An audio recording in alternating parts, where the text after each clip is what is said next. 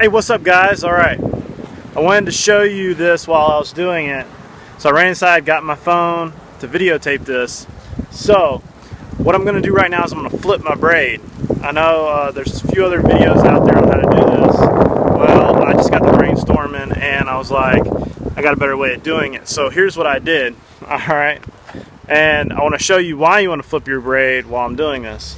Okay, so like you usually only use the first 100 yards of your braid while you're fishing. Like all year you'll use the same spot of line every time. So what you can do, instead of buying a whole new spool of braid, you can cut that piece off, that first 100 yards or 50 yards, and you can start over, or you can cut that piece off and flip your braid, meaning the part that's usually up on the top of the spool, put that on the bottom of the spool and use the other half of the line that never gets used. So here's what I did. Actually, I hope you can see this, the sun's kind of bright. I tied the line right here to this door, alright? And let's see if you can see. Ran the line around this tree all the way out there, alright? So here we go, I'll show you. Alright, so I'm running the line, I'm going all the way around the tree. It's going all the way out there around that tree. Now here's a spot I'll show you, I just saw it. Okay. Prime example right here. Let's see if you can see this. Not too far up the line. It is a spot. Doesn't want to focus on it. It's so small. See if I can focus it on my finger. Anyways, there's a spot right there that is a nick in the line that you would have never seen if you didn't do this. Then you keep going, and I'm going to do this all the way out there where my reel is, and I'm going to cut the line, and then I'm going to come back down here and reverse it. Alright, here's another prime example right here. I don't know if you can see it. Another burr spot in the line. Would have never saw that if I didn't do this. Here's another spot where I've tied it together multiple times, just with wind knots and on the fly tying it back together. Here's another one where I tied it together. Hey, the wind will get you sometimes. Alright, I'm about 75 yards out from where I started, and you can see it's almost like brand new line at the bottom of the spool. I still got a ways to go. So not all this line is bad, okay? And as you can see, we got good line right here. And this will probably last a while longer. There's no sense of buying more braided line, as expensive it is, just to re-spool. Got my P line right here, and I am going to keep running this line out until I've emptied the spool, tied off to a fence post, then walk back to the other end and then just wind it back in. And I'll have flipped my braid instead of like trying to figure out how to roll it up on a Coke can or something. So I'm pretty much saying I'm genius right now. Of course, I'm sure some of you guys have figured this out before. But oh, look at there. See on the bottom of the spool, it's like where the line's been put together. Huh, I don't know if I like that. Never noticed that until I did this. Looks like midway the spool. Alright, here I'm over here at my rod now. I'm at the rod, and now I'm going to keep walking since I started way over there. Alright? Stay tuned.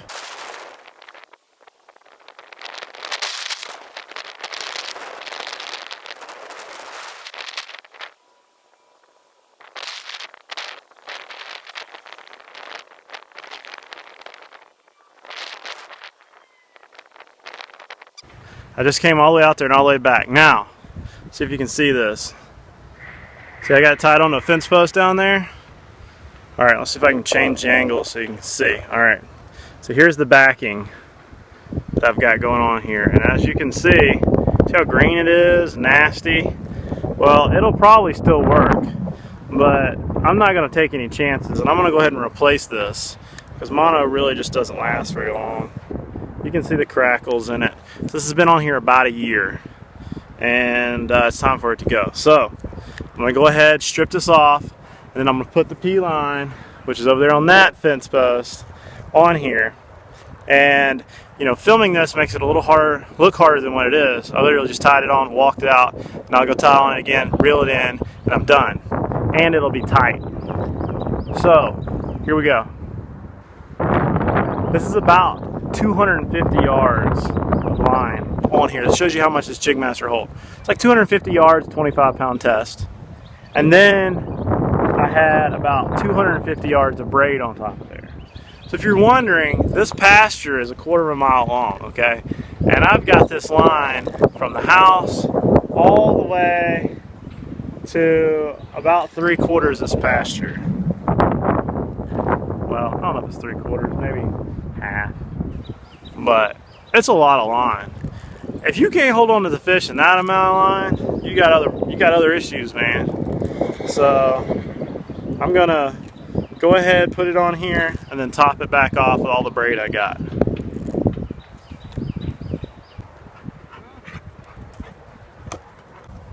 Alright, so I got the P line on here. I just put it on, and now I'm headed down to the other end to attach the other end of the braided line back to this line. Alright, I've already been looking at this P line, and this is some thick stuff. I'm not a fan of it so far. I mean, it's already kinked up on me just spooling it up. But we'll see. I'm going to use it anyways. Alright, now I'm going to attach the top line, the part that was on the top of the spool, to what will be on the bottom of the spool, right here where it started, to here, and reel it back in. So this is 180 yards of braid on top of about a little less than a half a spool of mono 20-pound P line. After you're working with the P line, I don't really like it because it's real thick and cordy. Maybe because it's older, I don't know. But I think I still got a little space left on the spool. I might put another 100 yards of braid on here, and that should do it. I've got some sitting around here somewhere. I might take and flip this and use the bottom of that spool on here, because if you knot it together with uni to uni or some good knot, you can splice this line together no problem, because the guides on these rods are huge and you don't have to worry about it getting caught up, and you're not casting, so it's really not a problem. So I might tie another section to here and put a little more line on it, but we'll see. The really good thing about using heavy line, like this 50-pound braid, that as it gets weaker over time from being used in the salt, and it loses, say, 20 or 30%, you know, whatever, of its strength, you still got a really strong line. You know, let's say, you know, it loses 20 pounds of its test rating, you're still rocking 30-pound braid, and that's pretty tough to break in a kayak. So, you know, if you overestimate with your line, you know, you can technically use it longer, because when it gets weaker, it's still strong enough. Alright, I've spliced this one together, okay, with 2 knots, okay, and I'm going to take another knot and put it, well, as you can see, I put another knot right behind it. Can you see it? Alright, I just did a little overhand knot right behind the regular knot, so if this ever slides, it hits that knot. And I'm going to do another one right here. And, you know, as you can see, knot behind a knot. And you can have, these are fairly strong. They're pretty strong. You know, they're probably not going to break. So if you've had a wind knot or you know, etc., and you had to cut the line, you can splice it back together. So what I'm going to do is I put that knot there, that knot backing, and then I'm going to cut it off right behind it, and you try to get it as close as you can.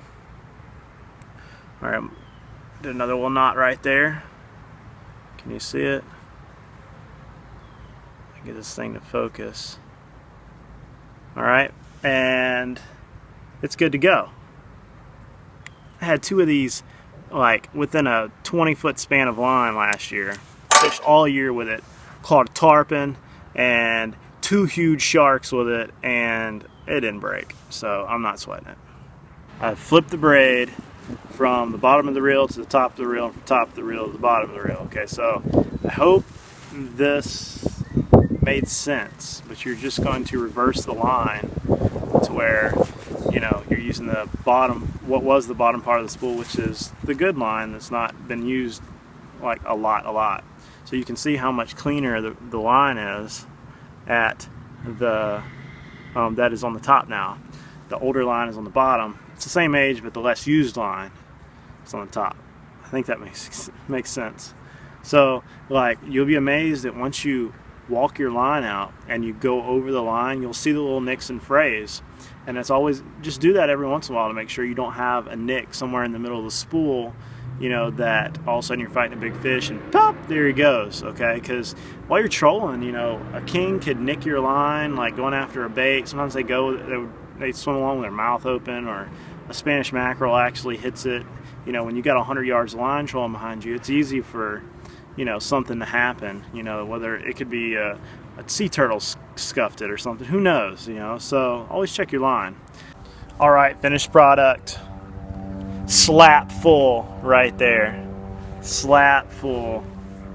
See if you can see it. Up to the gills of braid. Still got some clearance. Probably put on another 150 yards of a 50-pound cast king that was on my 850. Detached it, ran it off, filled it up. I'm gonna re-spool this one, and I'm gonna put some 50-pound Power Pro on here and run it slap full, and I'm good to go for kings, wahoo, sailfish, sharks, you name it. I got it. Slap full. Hope this made sense. Don't forget to like and subscribe. Follow me on Yak Motley on Instagram and Facebook, and message me if you got any questions. See you later.